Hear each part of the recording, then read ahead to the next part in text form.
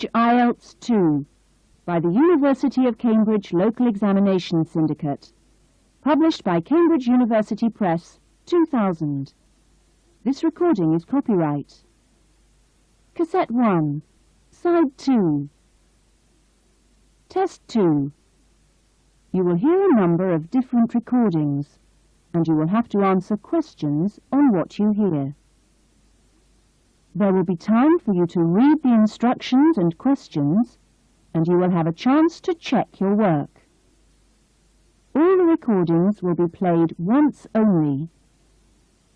The test is in 4 sections. Write all your answers in the listening question booklet. At the end of the test, you will be given 10 minutes to transfer your answers to an answer sheet. Now turn to Section 1.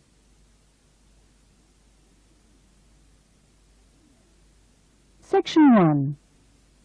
Gavin, a newly arrived student, wants to insure the contents of his apartment. He calls an insurance agent to ask for information. First, you have some time to look at questions 1 to 6.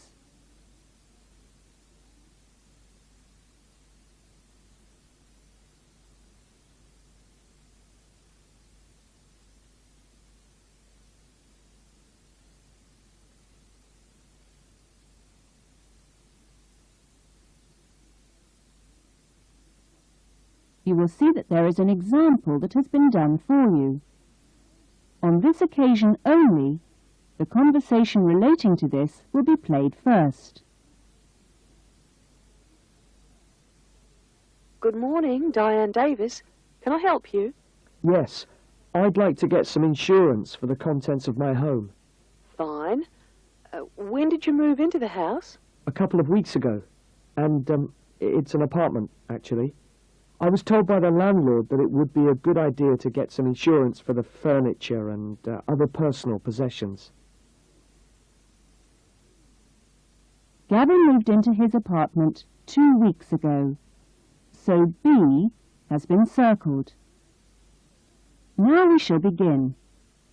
You should answer the questions as you listen, because you will not hear the recording a second time.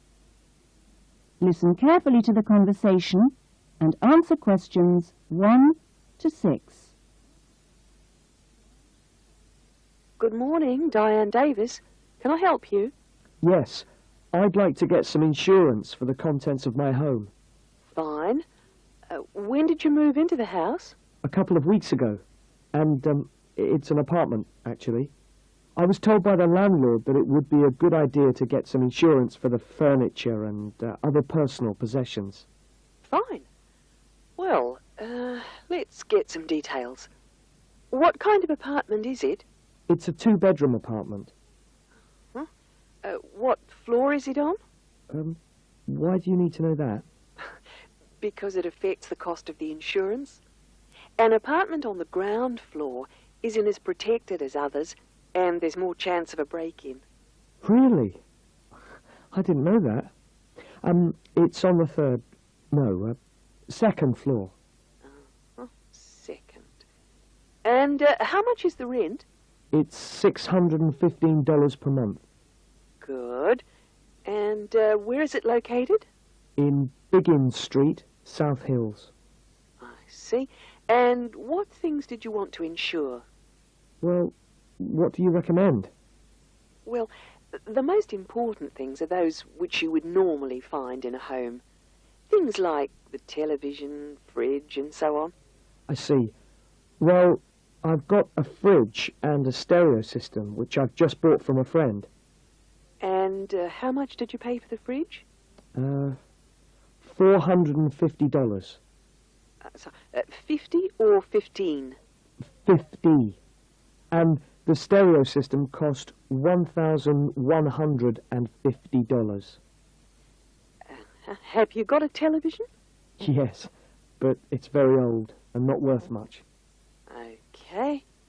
Well, is there anything else you want to insure? Yes. I've got a couple of watches and my CDs and books.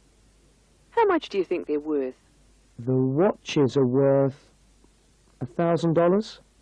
For both of them? No, each one. And altogether, the CDs and books cost me about $400. Okay. So the value of everything you want to insure is $4,000. How much will the insurance cost? Let me see. $4,000 divided by plus 10%. Right. So this kind of insurance, that's private contents insurance, it comes to $184 for a 12-month period. $184? Well, that sounds pretty good. Okay, I'll take that policy. Before the conversation continues, you have some time to look at questions 7 to 10.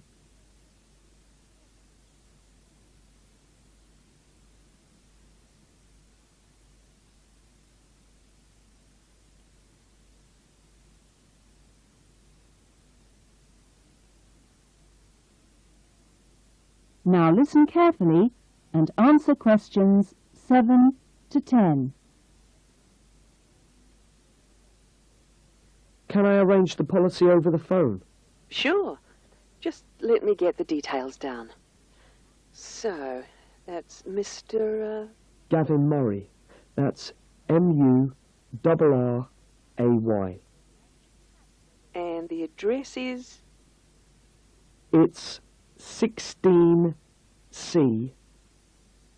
Biggins Street, South Hills. Okay. 16C, Biggins Street, South Hills? That's right. It's 2 words. South Hills. And your date of birth is? 12th of November, 1980. And your contact number? Home phone number is 9872 4855. Right. And, you're Australian? No, I was born in London, although my mother is from Tasmania. Oh, really? Whereabouts? Hobart. I see. Interesting place. Now, are you working at the moment? No, I'm a full-time student at Sydney University. Right. Good. That is the end of section 1. You will now have half a minute to check your answers.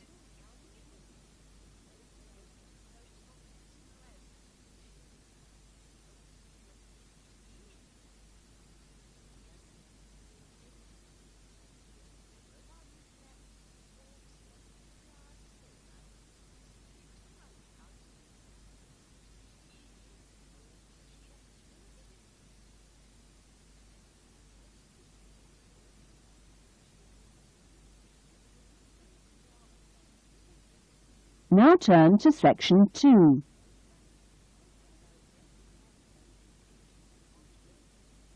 Section 2. You will hear an address by the college president welcoming new students to a residential college. First, you have some time to look at questions 11 to 14.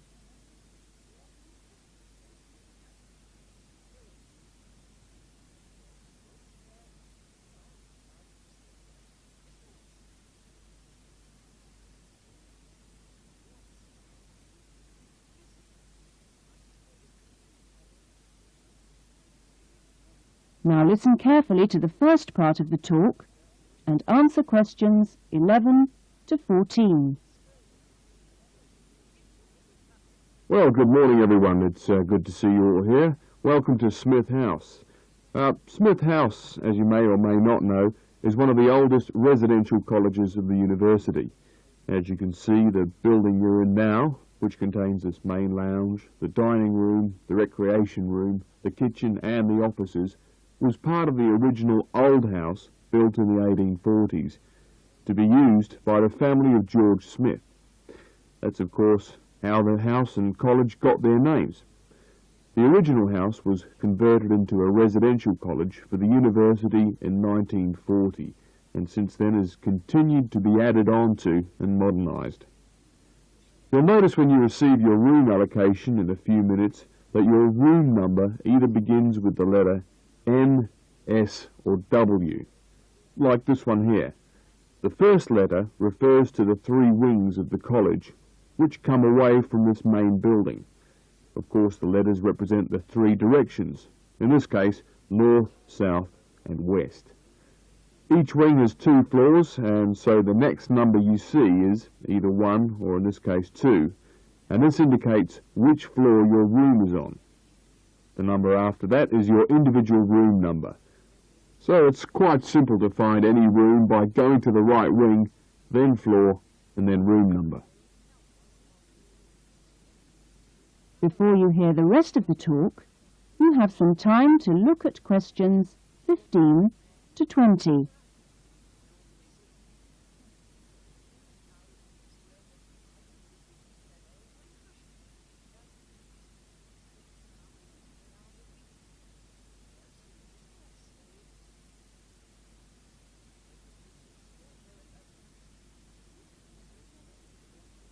Now listen carefully and answer questions 15 to 20. You'll also notice, when you receive your orientation pack shortly, that there are 2 keys. One is the key to your room, and only you have that key, and the other is a key to the front door, which you've just come through here from the street. This door is closed and locked at 8 p.m. every night, and opened again at 7 a.m. You'll need your key if you're coming back to the college between those times. We ask all students to always enter and leave the college through the front door. You'll notice at the end of each corridor that there is another door, but these are fire doors and are kept locked from the outside. They should only be opened from the inside in case of emergency. In your fees you've paid a laundry fee which covers the cleaning of bed linen and towels. All bed linen and towels are clearly embossed with the name Smith House, so it's easily identifiable. If you want your other laundry to be done by the college, this can be arranged for a small extra fee. There are only a few rules here at Smith House, and we have these rules so that we can all live comfortably together. The most important rule is that there must be no noise after 9 p.m. There is also no smoking in the rooms or anywhere inside the college, but smoking is permitted on the balconies. All meals are served in the dining room. Meal times are listed in your orientation pack. Please read these carefully, as meal times cannot be changed, and if you arrive late, I'm sorry to say, you'll just go hungry. If you're unsure about things, each floor has an elected floor senior, who is usually a student in their 3rd or 4th year of study, who's been at Smith House for a while. The floor seniors will introduce themselves later today and answer any questions you have. But for now, I'm going to hand you over to Marnie, who is going to give you the orientation packs and keys. Thanks, Marnie. That is the end of section 2. You will now have half a minute to check your answers.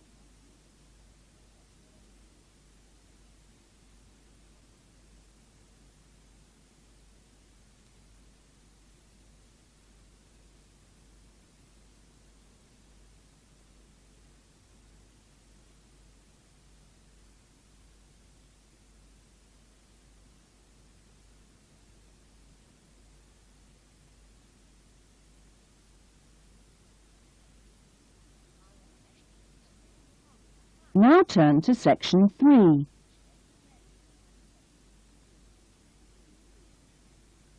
Section 3. You will hear a conversation between 2 students, Lynn and Robin, who are discussing an assignment. First, you have some time to look at questions 21 to 30.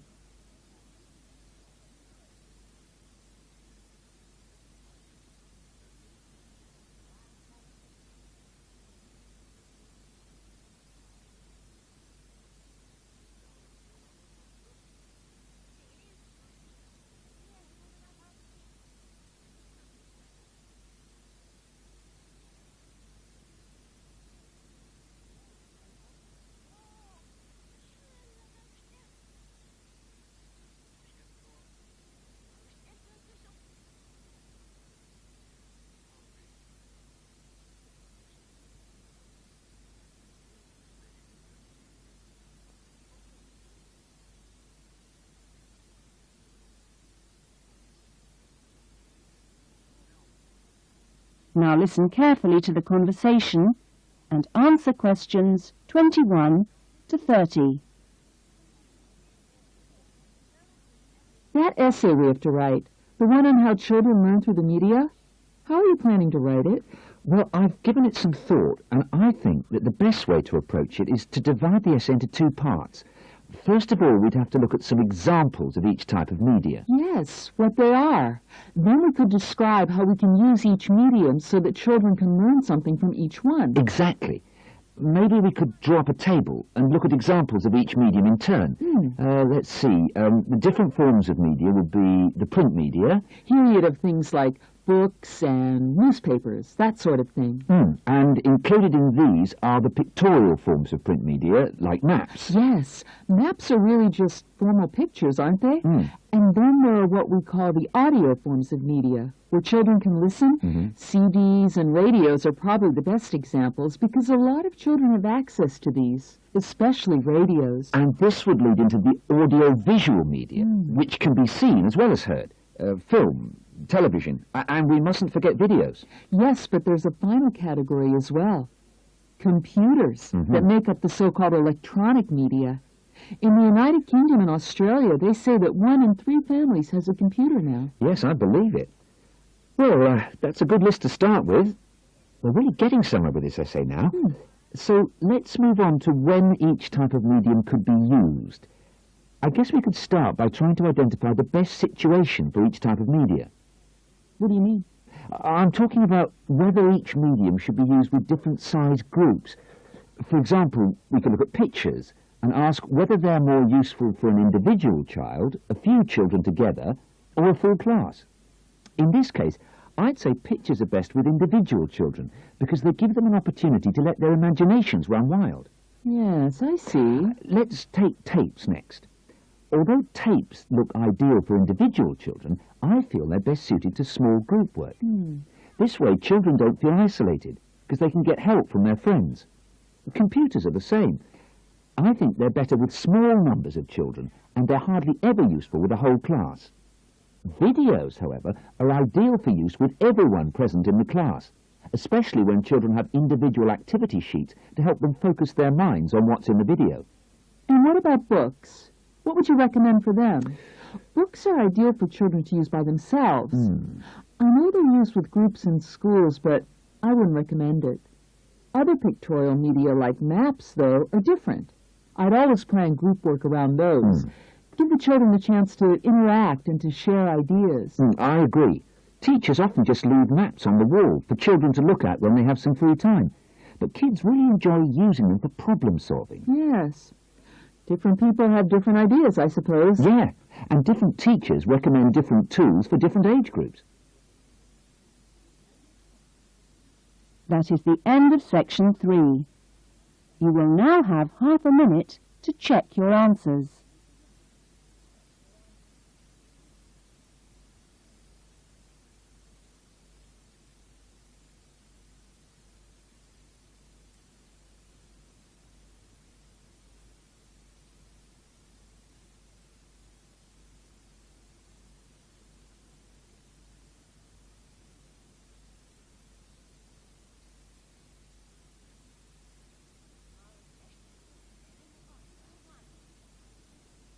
Now turn to section 4.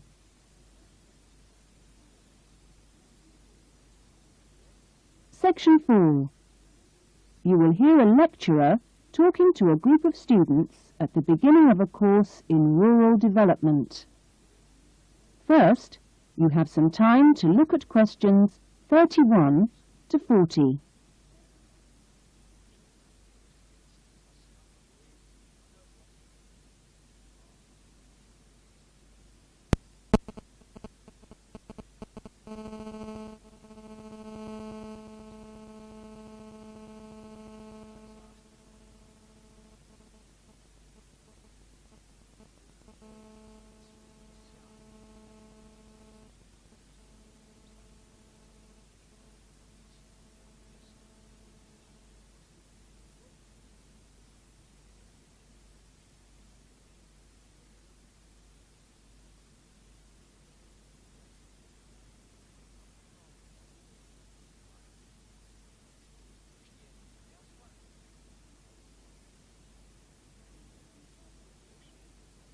Now listen carefully to the talk and answer questions 31 to 40.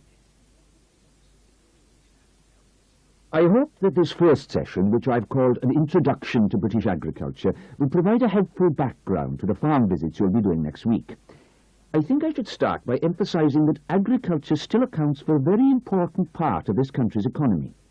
We are used to hearing the UK's society and economy described as being industrial or even post-industrial.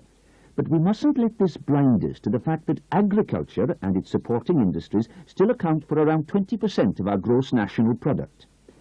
This figure is especially impressive, I think, when you bear in mind how very small a percentage of the UK workforce is employed in agriculture. This is not a recent development. You'd have to go back to 1750 or so to find a majority of the workforce in this country working in agriculture. By the middle of the next century, in 1850 that is, it had fallen sharply to 10%, and then to 3% by the middle of the 20th century. And now, just 2% of the workforce contribute 20% of GNP. How is this efficiency achieved?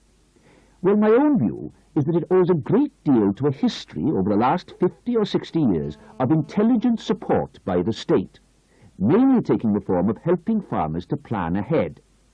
Then the two other factors I should mention, both very important, are the high level of training amongst the agricultural workforce, and secondly, the recognition by farmers of the value of investing in technology. Now, although the UK is a fairly small country, the geology and climate vary a good deal from region to region. For our purposes today, we can divide the country broadly into three. I've marked them on the map here. The region you'll get to know best, of course, is the north, where we are at present. The land here is generally hilly, and the soils thin. The climate up here, and you've already had evidence of this, is generally cool and wet. As you'll see next week, the typical farm here in the north is a small, family-run concern, producing mainly wool and timber for the market. If we contrast that with the eastern region over here, the east is flatter and more low-lying, with fertile soils and a mixed climate. Average farm size is much bigger in the east, and farms are likely to be managed strictly on commercial lines. As for crops, well, the east is the UK's great cereal-producing region. However, increasingly significant areas are now also given over to high-quality vegetables for supply direct to the supermarkets. The third broad region is the west, where it's a different story again. The climate is warmer than in the north and much wetter than in the east. The resulting rich soils in the west provide excellent pasture, and the farms there are quite large, typically around 800 hectares. The main products are milk, cheese and meat. So, clearly, there are marked differences between regions, but this does not prevent quite a strong sense of solidarity amongst the farming community as a whole, right across the country. This solidarity comes in part from the need to present a united front in dealing with other powerful interest groups, such as government or the media. It also owes something to the close cooperation between all the agricultural training colleges, through which the great majority of farmers pass at the beginning of their careers. And a third factor making for solidarity is the national structure of the Farmers' Union, of which virtually all farmers are members.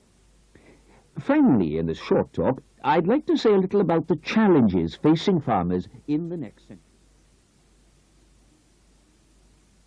That is the end of section 4. You will now have half a minute to check your answers.